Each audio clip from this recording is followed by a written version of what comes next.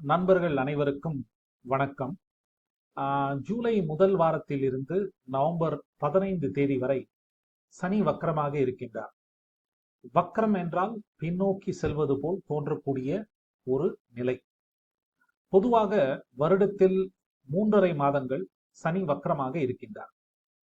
இந்த சனி வக்ரமாக இருக்கும் காலகட்டத்தில் ஏழரை சனி, அஷ்டம சனியால் பாதிப்புகள் உண்டாகிய ராசிகளுக்கு சிறிதளவேனும் ஒரு விடுதலை, பிரச்சனைகளில் இருந்து ஒரு தீர்வு, ரிலீஃப் கிடைக்க வேண்டும்.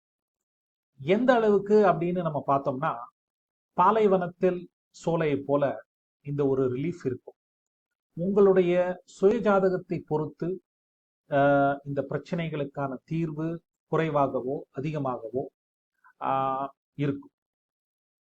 இதை என்னுடைய மாதாந்திர ராசி பலன்களில் குறிப்பிட்டு வருகின்றேன். இருந்தாலும் கூட சிலர் எனக்கு எந்த விதமான முன்னேற்றமே இல்லை, பிரச்சனைகள் அப்படியே இருக்கின்றன, எந்த விதத்திலும் எனக்கு ரிலீஃப் கிடைக்கவில்லை, மாறாக இப்பொழுதுதான் பிரச்சனை அதிகமாக இருக்கின்றது என்று கூறுகின்றனர். அது எப்படி சாத்தியம்? சரிங்களா?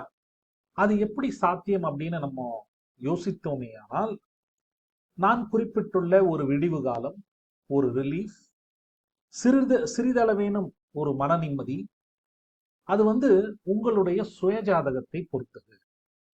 அதாவது உங்களுடைய சுயஜாதகத்தில் சனி நேர்வலுவில் இருந்தால் மட்டும்தான் இந்த விடிவு காலம், நான் குறிப்பிட்டுள்ள கொஞ்சம் ரிலீஃப், கொஞ்சம் மன நிம்மதி பொருந்தும்.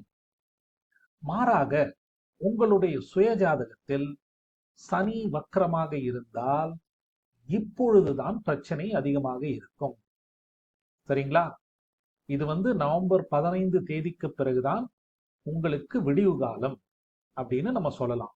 இது கொஞ்சம் மனதில் வைத்துக் கொள்ளுங்கள். உங்களுடைய சுயஜாதகத்தில் சனி வக்ரமாக இருக்கக்கூடிய கடக மற்றும் மகர ராசியினர், அதாவது அஷ்டம ஏழரை சனி அனுபவித்துக் கொண்டிருக்கின்ற கடக மகர ராசியினர் இந்த பிரச்சனைகளை சற்று அதிகம் உணர்கின்றீர்கள்.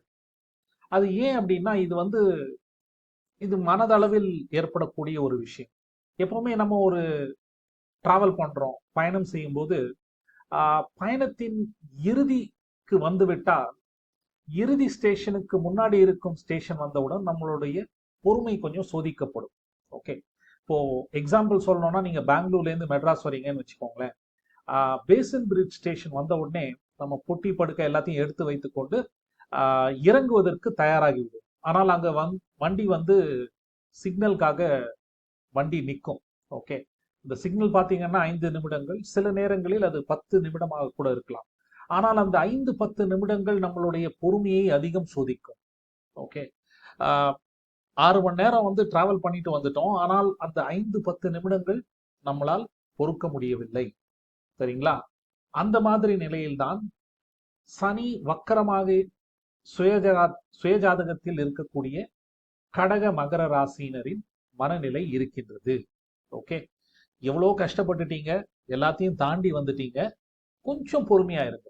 குறிப்பாக நவம்பர் 15 தேதி வரை அது இன்னும் 2 மாதம் இருக்கின்றது.